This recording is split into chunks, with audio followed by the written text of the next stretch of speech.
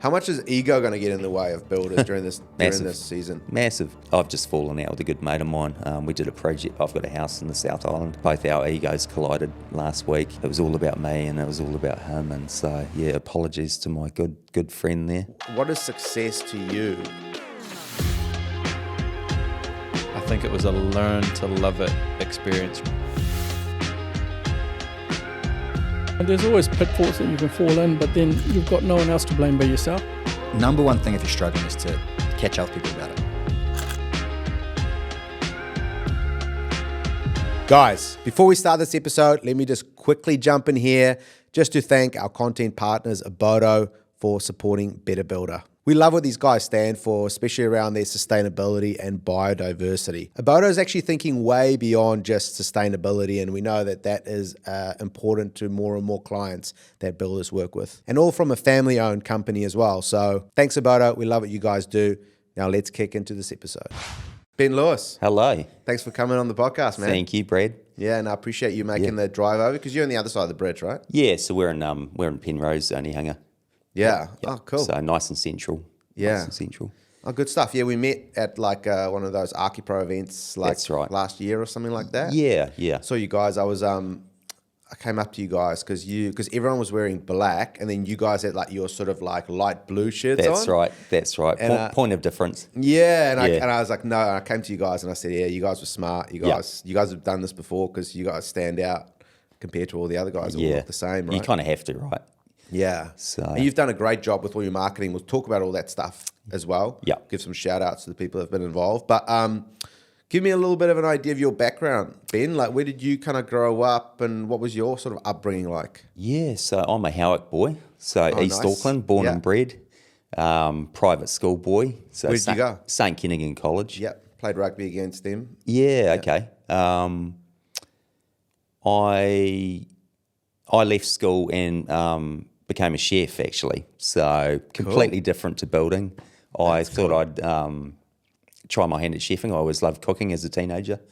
And so I started early and I worked my way from Howick right through into the city and worked in some really cool restaurants, Sky City, Ponsonby Road, that kind of thing. And what was it, like a celebrity chef or something like that kind of inspired you, or would you just love food? I think I just loved food, and I think I travelled. I travelled a bit. I did France with St. Kitts and that kind of thing. So I got to do some pretty cool stuff as a young teenager, young adult. So that's pretty cool. So you did So then because that's like the cuisine there. That's the epitome of like fine dining, right? It's like French cuisine. Yeah, and I think I just like that fast pace, that energy, in the kitchen, that working environment.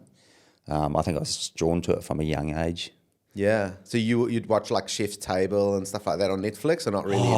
I think there was like Marco Pierre White and Gordon Ramsay was brand new, and there was the Jamie Oliver. I think he was pretty new back then. Yeah. We're going back a quarter of a century now. Yeah. So he would have been like young, no kids. He like would have been cooking out of his flat or something. Still had the lisp. Yeah. Oh, cool, man. No, that's really cool. That's kind of like a different background. Yeah. And then, did you finish school before you went into that, or? Yeah, I think I did sixth form. So I didn't go back for seventh, but I went straight to tech and did the chefing qualification. So a couple of years at tech and then straight into the kitchens. And I probably lasted to 21, and I was just like, this is just not going anywhere. It's late nights. It's really antisocial behaviour. 100%, and probably had a lot of drinking and a bit of a drug culture. And don't know about back then, but it's very much because definitely, yeah.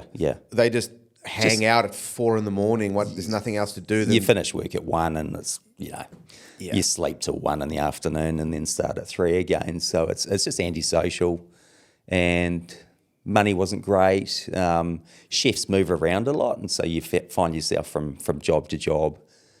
Quite regularly, and I think I had a mate doing jib board, and I thought, what the hell, I'll jump on and try some jib fixing for a bit.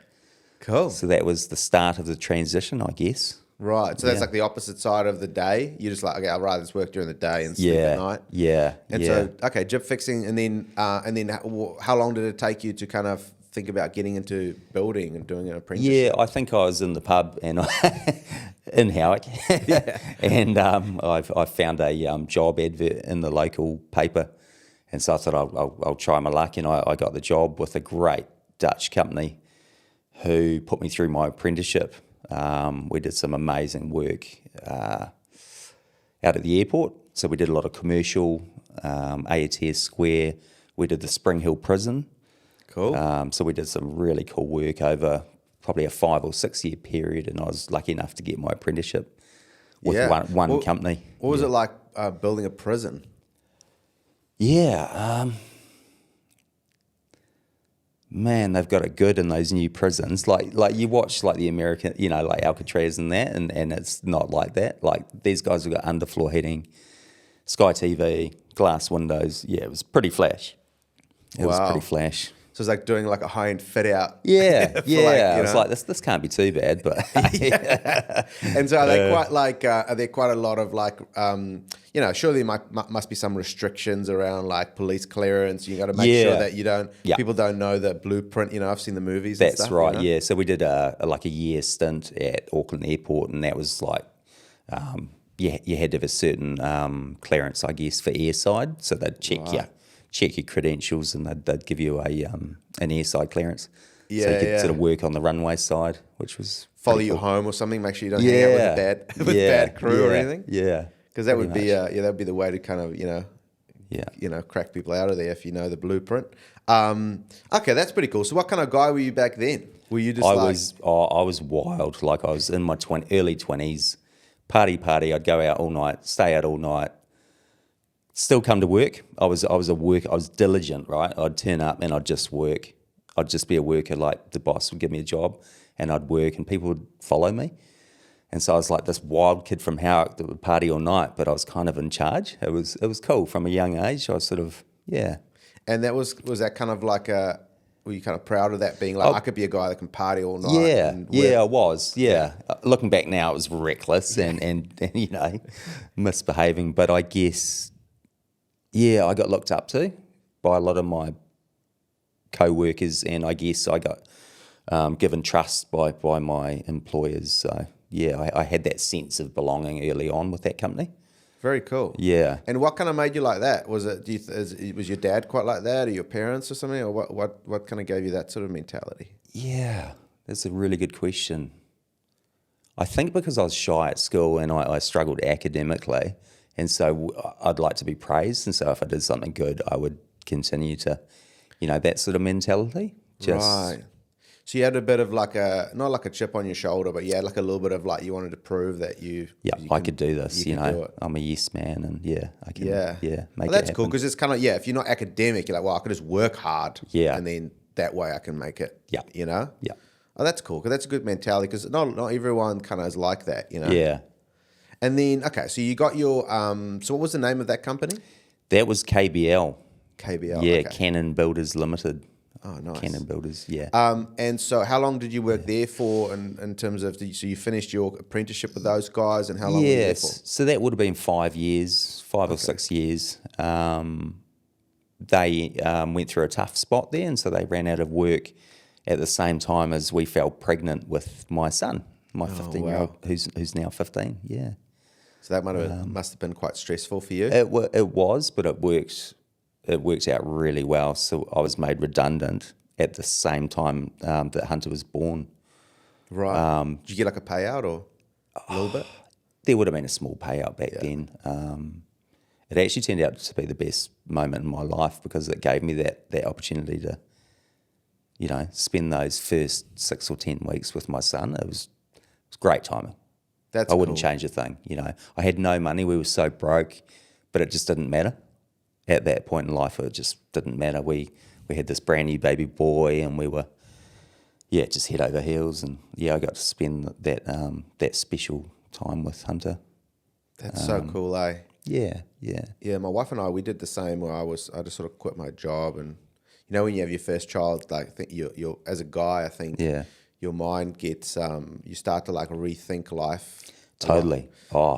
And so we did the same. Just packed up, sold everything, moved to Australia, and she had the baby there. And we had like pretty much nothing as well. Yeah, And we were just yeah. like staring at the baby all day. I remember we had $100 to go into the supermarket, and we actually had to like not go over that $100. Yeah. I can You're remember like, that vividly.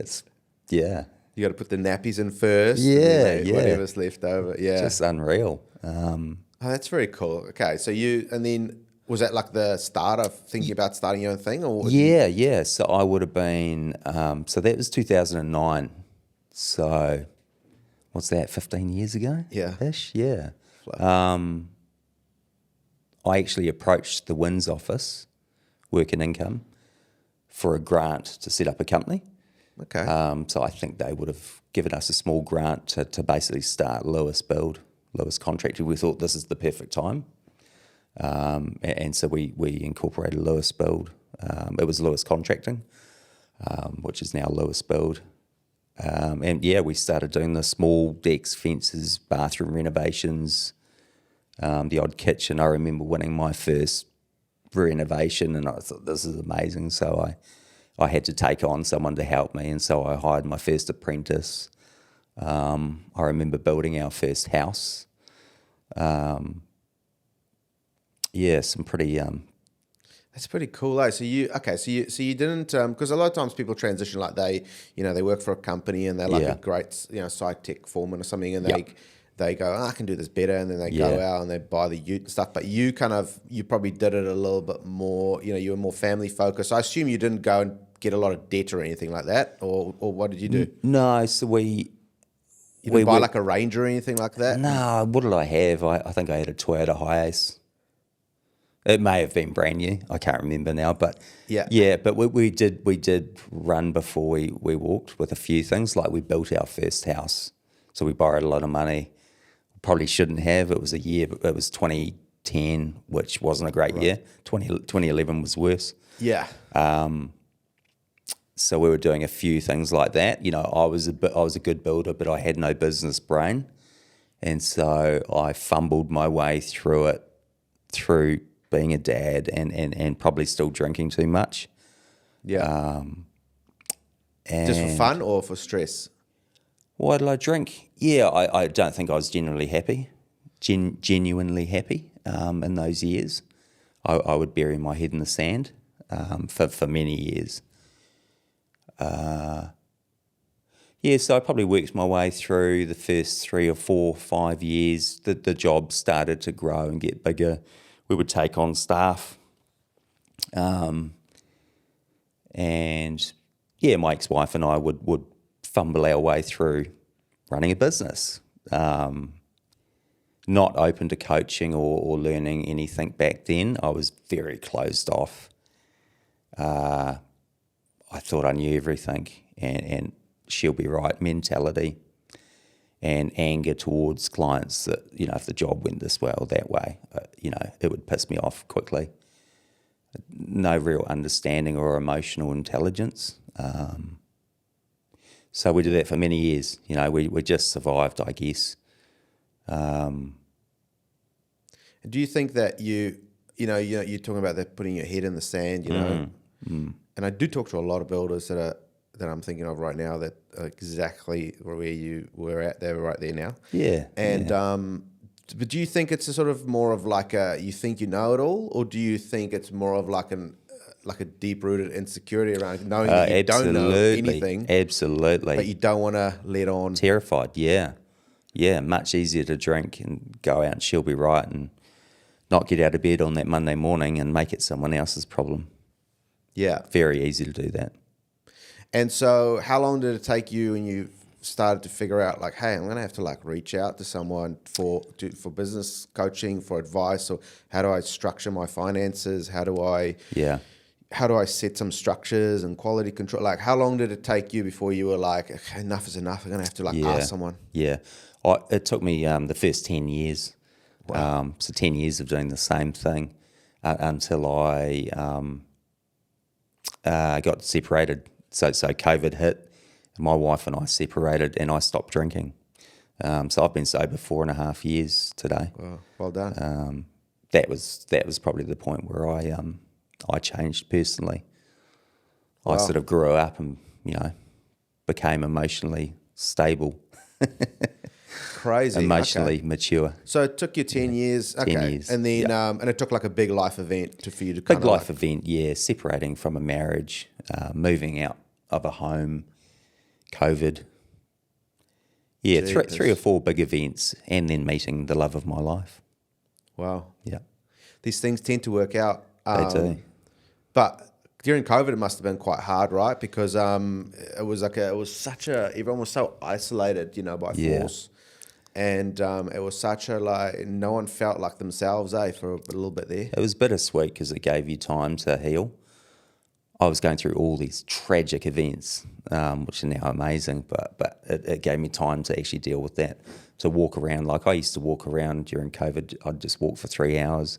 I'd walk to the beach and then just keep walking and just keep walking. And I could just think, I could give a friend a call. A lot of clarity through COVID. Yeah. I went for a walk on the beach the other day. It was one of those days in a funk. Yeah. If you think you're alone in this world going through a hard time, Yeah.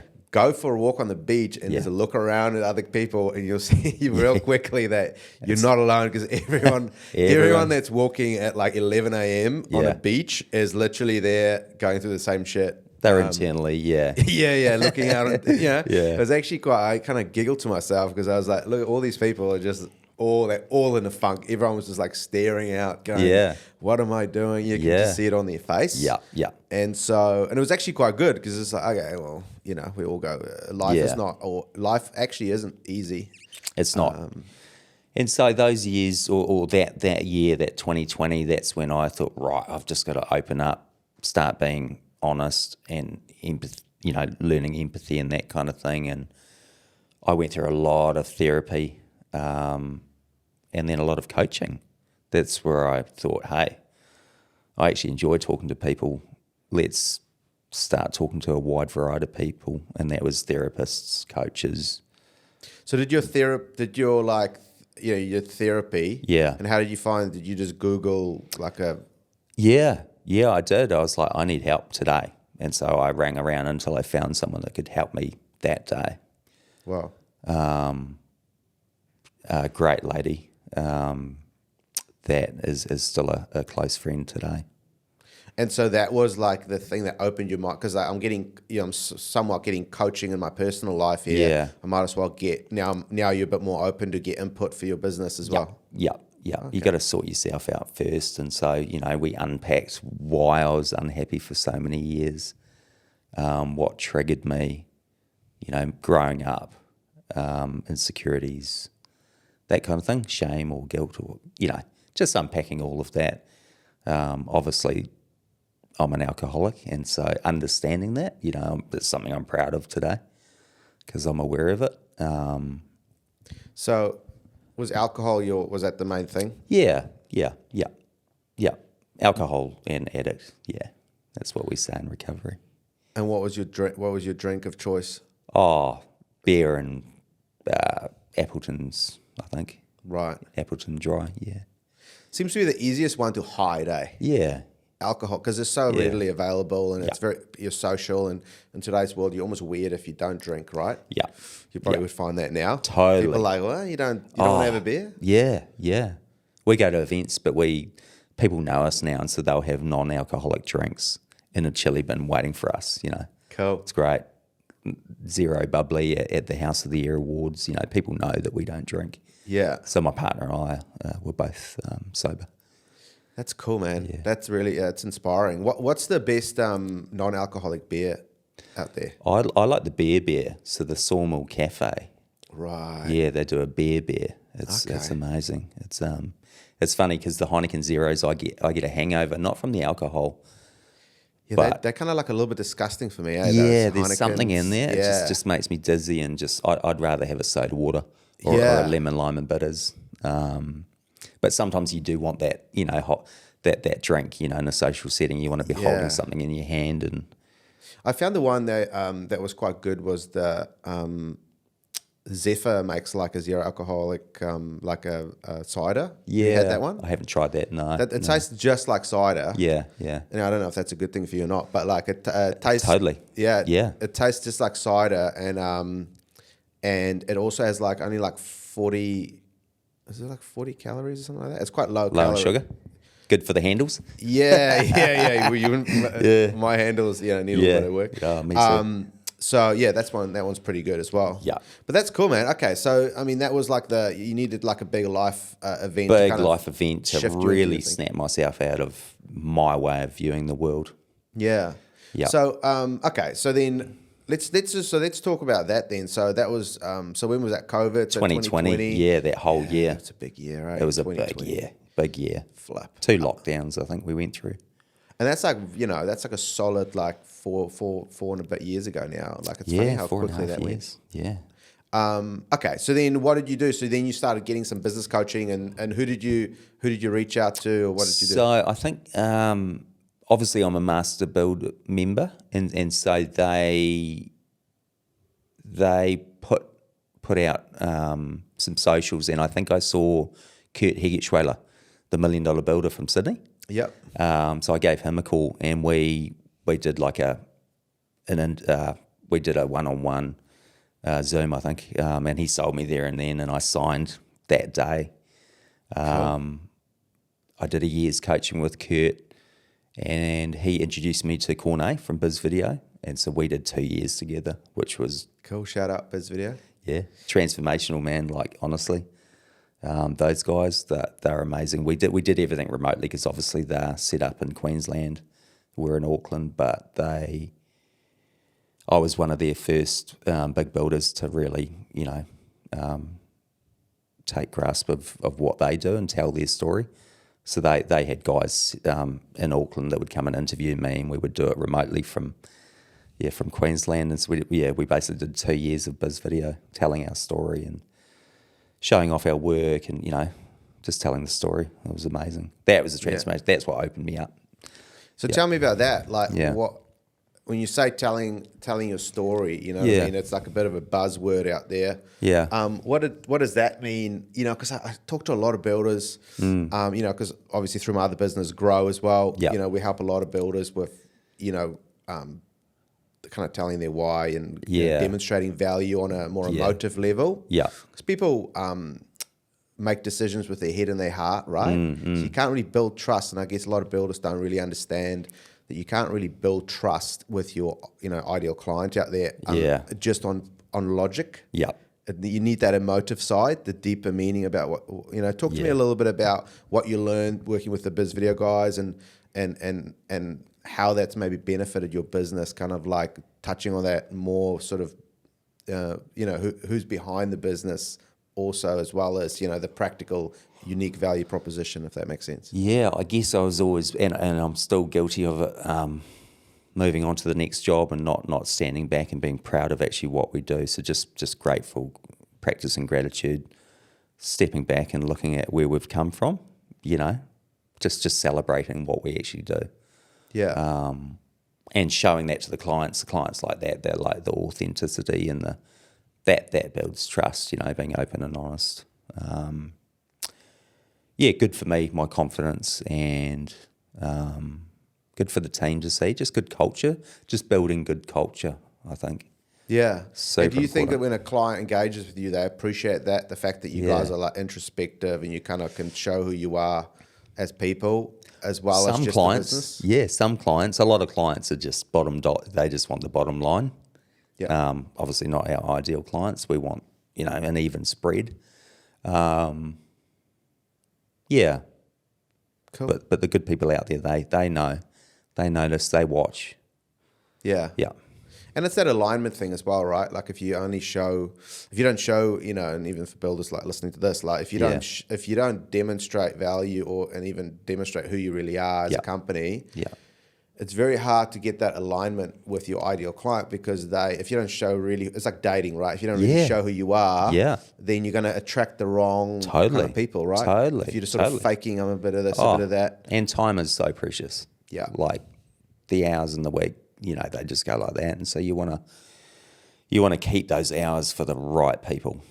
100%. Yeah. Yeah. Okay. Well, let's talk a little bit about your company as well. So you've worked on like some amazing projects, some like real big, grand type projects, which is pretty cool. So tell me a little bit about your company structure. So what's your team? How many team members have you got? Like, what's your crew mix, that sort of thing? Yeah, we sort of fluctuate between 12 and 15. We'd have 10 on the ground or on site, and then always 3 or 4 in the office. More of a hybrid role since COVID. So our accounts lady is in Rotorua.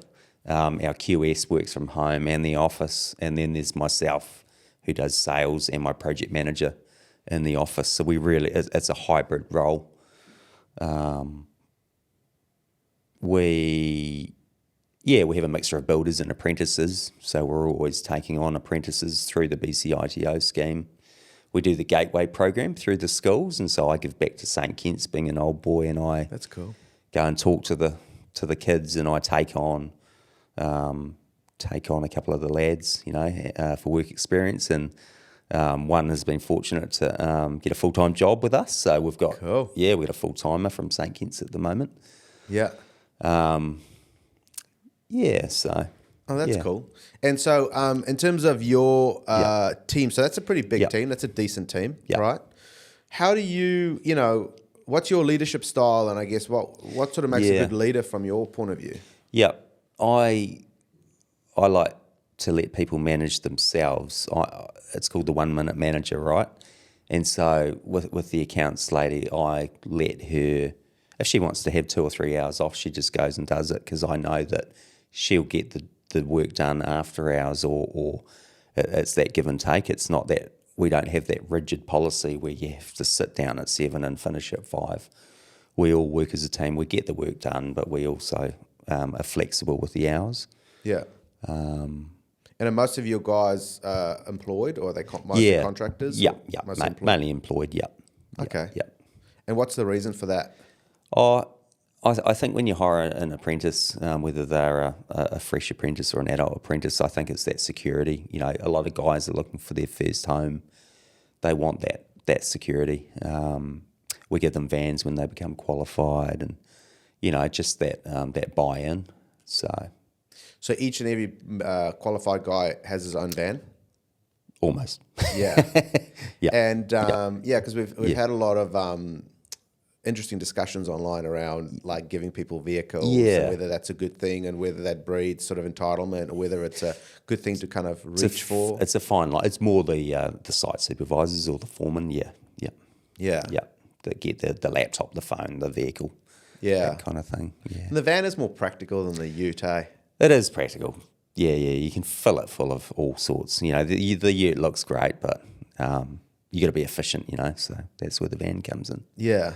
Okay, cool. So how do you then attract good talent? Do they, obviously you got the, through St. Kitts, you got the, but do you sort of hire qualified guys, or do you bring them all from the ground up? No, so it's really job dependent and timing. It's all about timing. So sometimes I'm not hiring, but I'll see someone go past that I know is a Lewis build candidate, and I will create that role. You know what I mean? You try not to let the good ones slip through your fingers. A lot of the time, that's the way I hire. Otherwise, I'll put a job and seek, and you just know, you meet a few people, and you just know if they're a good fit. They don't have to be the best builder in the world, but... And what makes a good fit? You can trust them in people's homes and just the culture. You just know that they're not running around with a gang tattoo or a Bob Marley T-shirt with a big weed sticker. There's certain things, And how do you cultivate like good culture? Like it's such a hard thing to from a blank sheet of paper to kind of cultivate good culture. How do you do? How are there sort of things that you've realized over the years that works or helps? Man, clean sites, organised, good communication. Banter between the guys. You just kind of know who will fit and who works well together. So people don't have to be like politically correct or anything on site or anything like that? No.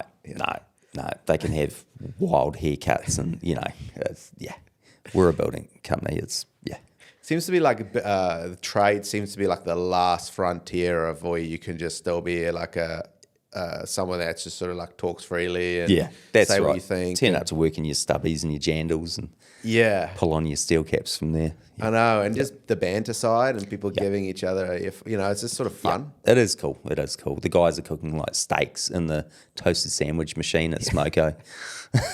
There's always good meals going on. Barbecues on a Friday. I'm actually probably missing out on one now. Yeah, that's pretty good, eh? So you guys do regular like barbecues and the guys are good at doing them themselves. And if I'm around, I'll drop off some donuts or whatever. We'll do the odd fishing trip. We always do something fun for Christmas and that kind of thing. House of the Year awards is always a big night where we dress up. So that was last week. That's fun, eh? Yeah, Put on the old blazer the and tux. the tux and a little bit special. Yeah. So as your team grows, so you've grown a lot, and you kind of obviously timing and things, and then you contract maybe a little bit and you grow a little bit. But as you sort of grow and you get like different projects, how do you sort of maintain quality? Like, what do you guys do to kind of like make sure that the quality remains at that certain level? Great question. I'm lucky enough to still have someone that was on the tools when I was. So I've got a couple of guys that from way back that remember how I built and how I kept my sites clean and just organised and that kind of thing. And so I'm privileged to have these guys to run these jobs, I guess. So it's more of like a cultural thing that gets passed down more so than documentation. It's not like a documentation thing necessarily. Yeah, and there's a standard there, so we've won some awards and now we're focusing on making sure the next one is as good as the last one, I guess. So. Yeah. Okay. In terms of work at the moment, Auckland is, we're like in September, almost into August, almost Spring. into September, spring, of 2024. Auckland market's tough. How are you currently generating work, and how have you, because you have to pivot. How have you guys pivoted in this market? Yeah, there's money in Auckland, but people have, for some reason, stopped spending. We've ramped up our marketing, and so when we get quiet, we double our marketing. We go hard on SEO, Google Ads.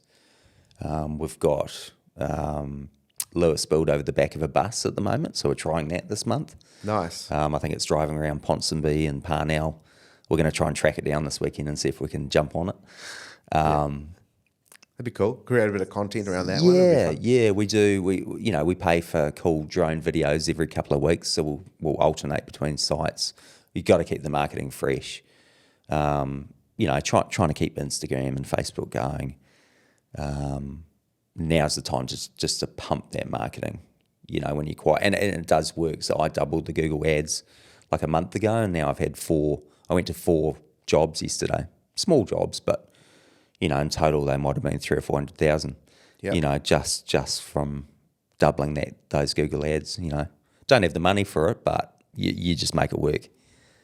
Got to spend money to make money, right? It's the old thing. And so, if, from your point of view, what percentage of your turnover do you reckon people should be spending on marketing? Yeah, they say 2% in coaching, which is a lot.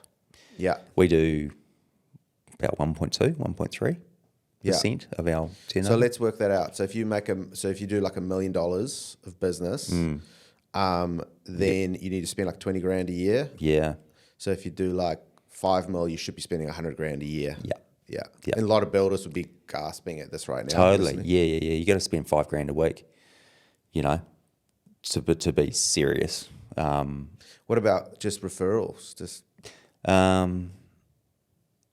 Because that's what builders say, right? They go, mate, we're just referrals, mate. Every work we've ever got, just referrals. And a lot of builders are proud of that. Just referrals, mate. Yeah, I do meet a lot of guys that say that, and I'm like, wow. And then they show me the jobs they're doing, and they're still really cool. And I'm like, wow, you've got to be alternative. Like, you've got to have, you got to have coffee dates with architects. You've got to go to the master build events. You've got to, you got to shake the tree. Yeah, it's not just one way, right? Nah. Yeah. You can only ride that for so long. And the problem is when you get a really big one, you want that next big, like the pressure's on. Like I've done a couple of massive projects, right? And so that puts even more pressure on because everyone's looking at you like, when's the next big castle that you're going to build, So yeah, it's hard, man. It's hard. It must be hard because you're building this palace. Yeah, that's hard to keep up. And then it's exhausting. To keep that up. Then after that you go, if someone's like, I'm looking to do this deck extension, and you just like, how hard is that not to just be like, that was yesterday. Too good for it? That was a couple of jobs yesterday. I was like, oh man, what am I doing? But cool people, doesn't matter. You do what you need to do in these times, and great little fill-in jobs, and it can lead to bigger and better things. How much is ego going to get in the way of builders during this season? Massive. Yeah, we all struggle with ego. Why is that? I've just fallen out with a good mate of mine. We did a project. I've got a house in the South Island, and both our egos collided last week. Just because we've got our own pressures, the pressure doesn't go away in life, and so we were butting heads last week with our ego. It was all about me, and it was all about him, and so apologies to my good friend there if he's watching this, but And so why do you think that is? Like, because I do feel like it's a lot with builders. I mean, it's everyone. Yeah. Like, let's not single out builders here, but this is called Better Builders, so let's talk about builders. Yeah. Builders seem to be like egos. there is. Seems to be quite, because if there was no ego, then people would share knowledge and people would be open. But because of those egos, people are a lot more reserved and hold everything tight. Like, why do you think that is, and specifically in the building community? Great question, because plumbers and sparkies don't. You see them sitting down for coffees and sharing it. They collaborate. I think we need to collaborate more. We need to share work more. I'm a registered master builder, and I go to these events. There's only ever 20, 30, 40 people in the room, and I'm going, where are the other 2,000 members? Or I think there's 1,500 members or something. Where are they? They should make it compulsory. Make it compulsory for these guys these people, guys and girls, to get together in these rooms and share their knowledge. Yeah, it's been interesting, because we've got we've got the Better Builder Club as well. Yeah. So we have like builders in there, and a lot of the guys are sharing well with each other and engaging with each other. Yeah. But then some, there's always people that sort of like watch from a distance, or or someone will reach out to me and go, yeah, mate, this has been so great, been getting so much out of it. And then I kind of look at it and I go, oh, this person hasn't like engaged with anyone, hasn't made a comment, hasn't reached out to anyone. It's sort of just like watching from a distance, like not really like, you have to get on the field, Yeah, where we can help. Like, we're all here to help each other. Exactly. I'm not better than anyone else. We're in this race to get, it's not a race to the bottom. It's just a journey. Like, it's a, And even in this market, surely there's enough to go around. 100%. From that marketing point of view, because we just talked about that before, because it's all different types of marketing, and you got to do a bit of everything really, but you got to use a little bit of common sense with the SEO side. Yeah. Do you would agree that you're not going to get your high-end architectural work from the SEO necessarily? That that's probably going to come more through other avenues. So what are your thoughts on that? Is that more the work that you're going to get now, but it's a bit lower? SEO is that, I guess it's the brand, isn't it? It's brand awareness. So it's building that brand because people keep seeing you. You can top it up with the Google AdWords, and so you do get a bit of instant, cold calling from that SEO. We've seen, so SEO we started 2 years ago, 2.5 years ago. Now we can see that it's killing it. Like it's more important than Google AdWords. Yeah, we've got so many keywords trending number 1, 2, and 3 on so many pages. It's the long game, but it's paying off massively because that brand awareness. People might not be ready for 2 years, but they're going to build with Lewis Build. No one else. They've decided that they're going to build with us. Those are our ideal clients, the guys that are watching our socials and And in those terms of keywords. the work that you get Yep. coming through, so because a lot of people go, mate, we put stuff on Instagram, we're not getting anything out of it. Like, Yeah. what are your sort of thoughts on spending a lot of money on Meta, like Instagram, Facebook advertising? What's your thoughts around that? Yeah. Yeah, definitely Instagram. I find it quite fun for the guys to actually upload, so I give them a bit of a creative license, so it builds that team culture more on site. They have a log into Instagram and they can do what we call current projects or stories, basically. They're supposed to be doing them daily. Some of them do. So from a culture sense on site, that's amazing. The guy's like, yeah, this is what we're doing, let's show our loved ones, that kind of thing. It's fun. That's the fun part of marketing. Going back to your question, you just got to spend it, man. You just got to spend it. Yeah. Otherwise, you're going nowhere. You can't rely on referrals forever.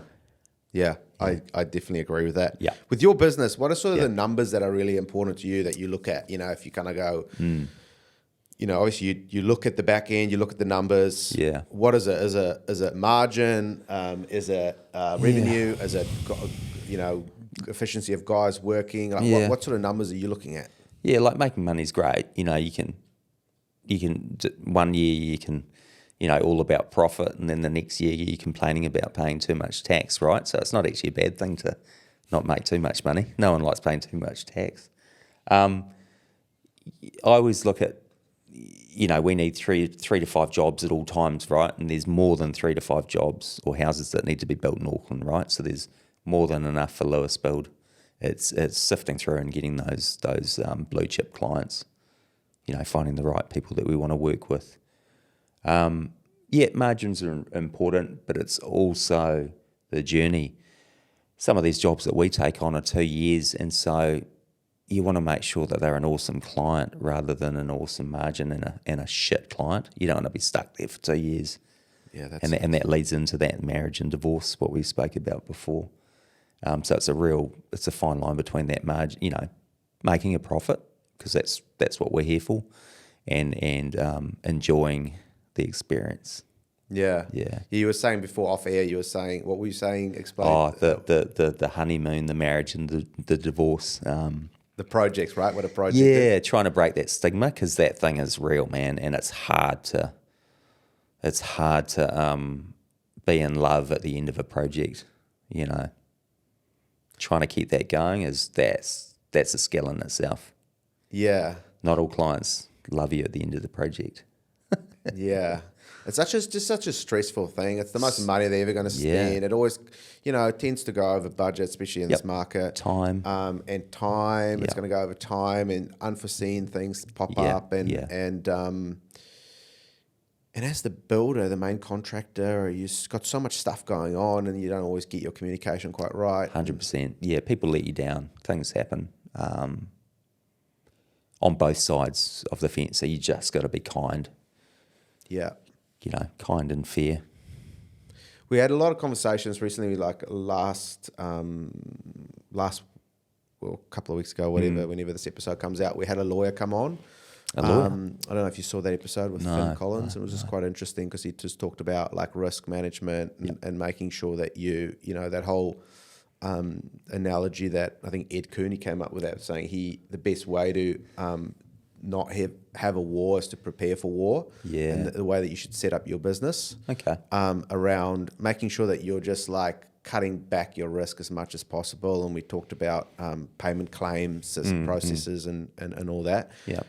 What sort of, you've been around a while now. Has there been scenarios where you've like lost a lot of money or made a big mistake and lost a lot of money during a project? Oh, yeah, absolutely.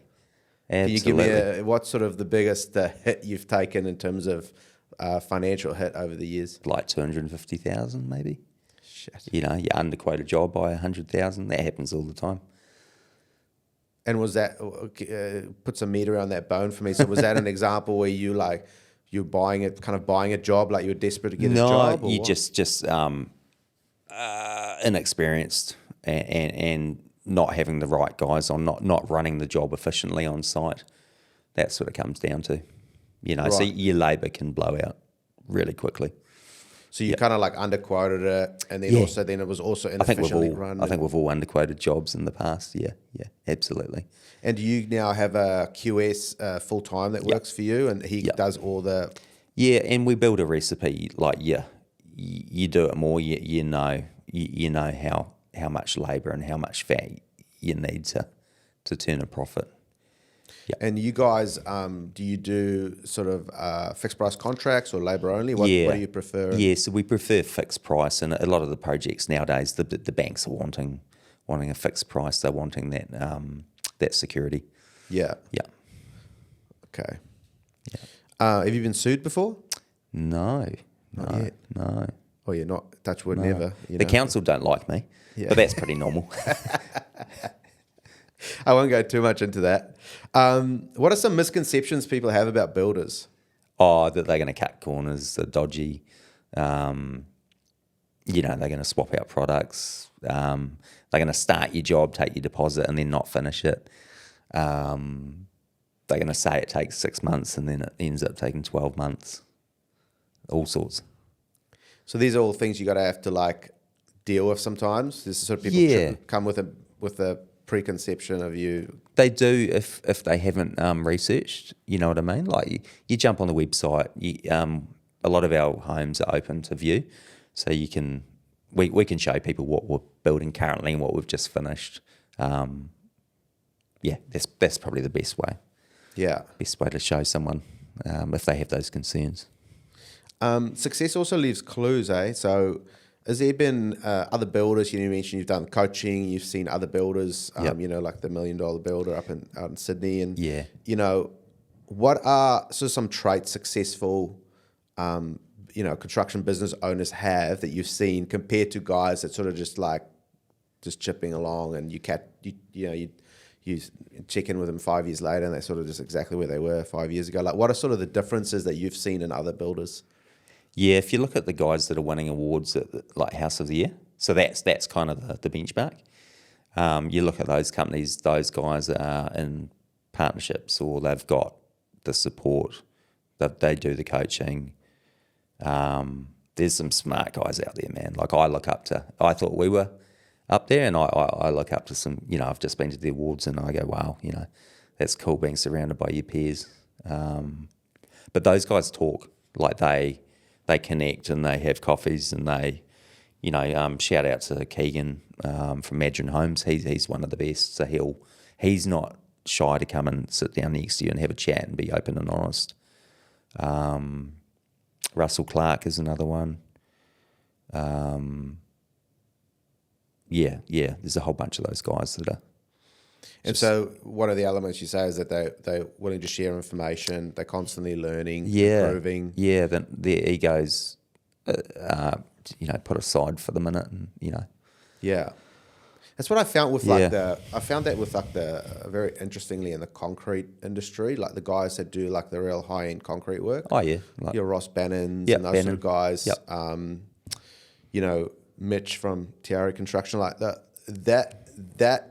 little small pocket of builders. Yeah. And I think because concrete is so delicate and you can make mistakes so easily, and when you make a mistake, it's so costly, you know what I mean? Yeah. They tend to be very low ego, very open to share. Like I know of guys that would fly down to Wanaka to go help someone with a pour, and they don't even charge them for it. They just want to make sure that they're getting it right. Properly. Yeah. And I think we should be looking at the concrete guys, the guys that do the staircases and that sort of. Yeah.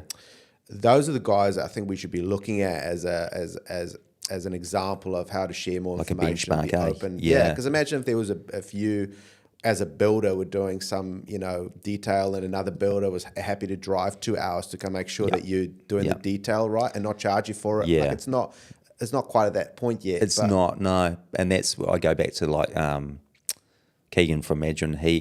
They mark each other's homes. So him and I think Stark, they mark each other's homes. And that's a good idea. It's a great idea, So you get a fresh set of eyes. So when it's completed, they come through and or just prior to completion, fresh set of eyes. It's a great idea. That's many quite people good. doing that. I've never heard of that. 'cause No, neither had I Get until someone last to come week. and really dissect, like, Yeah. mate, this Yeah. is this is not right, whatever, and then being open to take Just that sharing. criticism. Yeah, we do this, you do that. Let's try this. So It's like the opposite of having an ego, right? yeah, man. Yeah, it's powerful. Yeah. So who do you have, and that's sort of like in your circle that you catch up with regularly, that's sort of like around your level? Do you do that much, or do you mostly just catch up with people that are sort of ahead of you? Yeah, I've made some good friends over the last couple of years. Russell, Keegan, there's a few of them, Kyle Marshall. Yeah, there's heaps of good builders out there that we associate ourselves with. Cool. Yeah. So where you're at now, you've gone through a lot of changes, you know what I mean? And I'm super impressed that you've been able to, like, turn your life around. Yeah. Thank you. Yeah. Don't want to say overcome, or overcome addiction, put that to the side and really focus on the Absolutely. things that's important. You know what I mean? Yeah. And so what is success to you now? Going home happy. Just being happy. And what does happiness mean to you? Just looking forward to the small things. Appreciating what we do. Being grateful for the team that I have. Practicing gratitude. It's as simple as that. Name 3 things every day that you're grateful for. It's not hard. Yeah. Yeah. Do you think we sometimes miss the point a Yeah. little bit? Too busy, too quick to, sit on those gripes and bitch about things that aren't important, Just concentrate on what makes you happy and what's good, because there's so much of it, And how, I just find it interesting, how have you been able to do that? Because builders are practical, which means they very much like an input-output mindset. Yeah. So it's very much like the hours, you know what I mean? The hours that you put in will give you an output. So it's not normal for a logical person, I get it. practical person to tell them to slow down or to to be like, hey, you can actually get better results if you slow down and do less. That doesn't compute. Yeah. So how have you shifted your thinking around that? I think it's just a time thing. Like some days I hate Lewis build, don't know if I can say that, but over time you just you fight for it so much. It's like, is it really worth it? What are we actually fighting for? Turning a profit isn't all, it's not everything it's set out to be.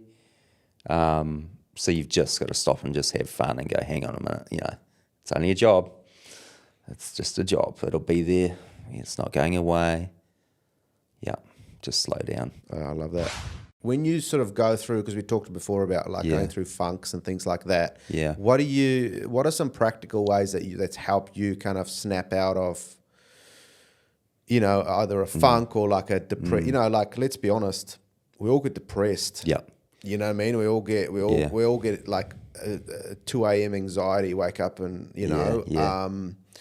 and how do you snap out of that? How do you get yourself out of that? What are some practical things that you do? Yeah, like reaching out to a good mate, going for a surf, bringing in your hobbies. We do speedway, so we muck around on our race car. Just switching off. I don't take work home, so you'll never find me doing work at my house. I have an office, so I separate home and office. Catching up with mates is the best one, because then you can talk about it.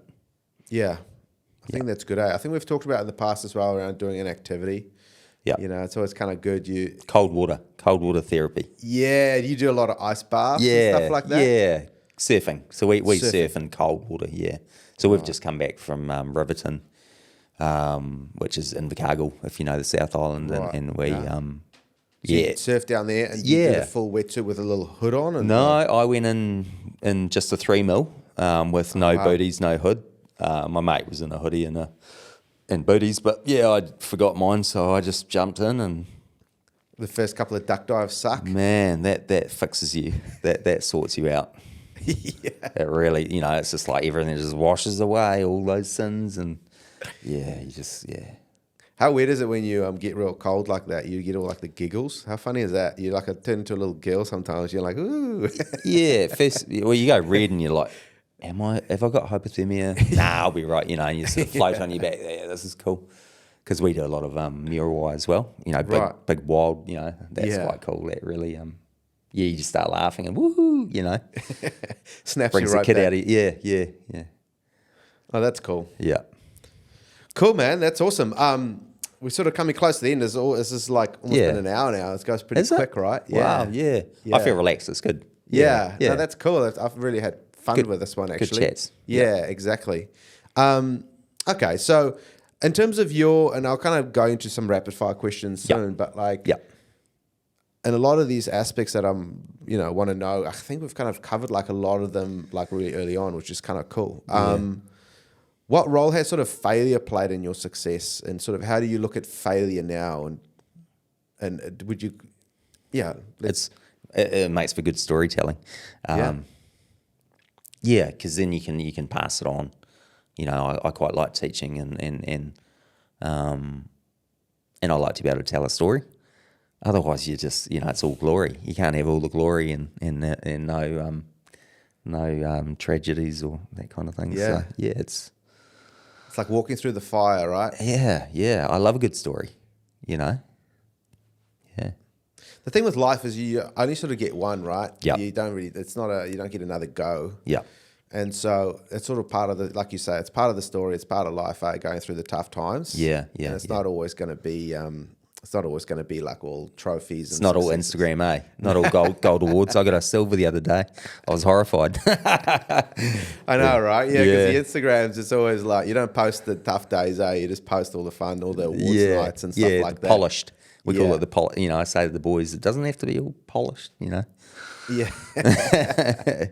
It's raw. People like raw, Yeah, exactly. Yeah. Any sort of advice that you have for young guys that are, they might not be young, but people that are, they're good site techs, they're good, they're good builders, they're looking, I think their time is now to kind of make the move. Yeah. What sort of advice do you have for guys sort of transitioning from, to start from, working for someone to starting their own business, and like, how would you have done maybe differently, or what advice? I see lots of those guys at the moment. So there's sparkies and plumbers that I look at and go, wow, I'd love to use you, but I've got a great existing relationship with my plumber and sparky.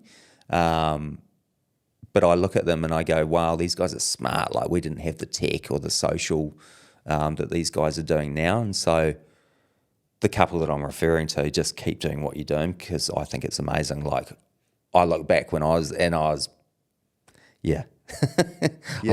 was not doing that, so I almost look up to those guys that are going out and starting their own and using the socials now.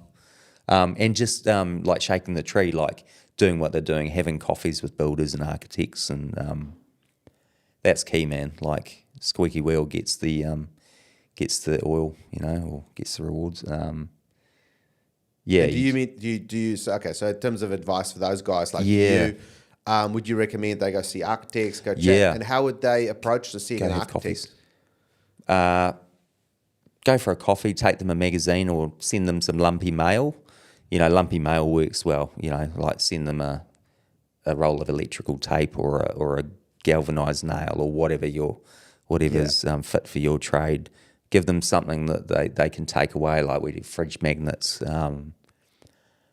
something that you're going to remember them by. You got nothing to lose, right? Like we went through 200 architects just to get one. I remember that, and we've got a great relationship now, me and this architect that I'm referring to. It was hard work, but it's definitely worth it. So. Yeah, when you meet a good architect that you can work with, in that alignment side, it's enjoyable, then that makes a big difference, right? Yeah. Cool, man. So, are you happy for us to do some rapid fire questions? Yeah, absolutely. Thanks so much for coming on again, and it's been a good yarn this morning on a Friday. Thanks, Brad. Remind me, how big is your team? 15. And what's your crew mix, like qualified versus unqualified? Probably half and half. Okay, cool. How many projects did you complete last year? 2. Yeah. Cool.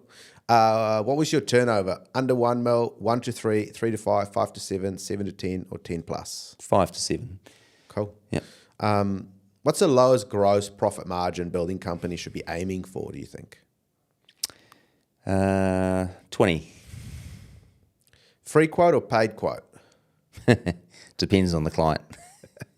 QS or price yourself? I guess you price with a QS yourself in-house. QS. Yeah. Project management software or spreadsheets? Project management software. And are there any sort of particular one that you like to use? Yeah, Pro Workflow and Build Exact. Okay. Sort of a combination. Cool. Yeah. There's no one perfect solution, right? They try and sell them, but there ain't. Trust me. Yeah, if you've been around the Yeah, block, you yeah. know. Fixed price contract or charge up? Fixed price. Texting or talking on the phone? Talking on the phone. I talked to an architect the other day. It was kind of interesting. He said he hates it when builders call because like builders love to like just pick up the phone. Yeah. And he's like, oh, it just takes me out every time, out of my groove. You know what I mean? Yeah, yeah. But like, it's like sometimes it's the best way to solve a problem. straight away. Totally. Yeah. EV or petrol head? Petrol head. I had one EV. I think I won. Architect was an EV. Shout out to John. I think he was the only EV so far.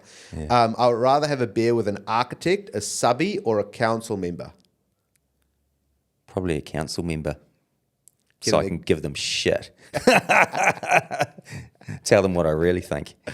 Don't get me started on council, man. Oh man, yeah, yeah, exactly. Yeah, I've got a good friend who's a developer. Yeah. And he was explaining to me how, like, the end of their projects, it's like, because obviously all the money's drawn down. Yeah. So it's like, I don't know, like $4,000 a Yeah. day or something. Yeah. So every day it's like $4,000 just for title to be issued. Yep. $4,000, another $4,000, another Oh, $4,000. dude. It's like just Honestly. watching their profits Yeah. Yeah. flush away just because, some incompetent council members doing something wrong or whatever.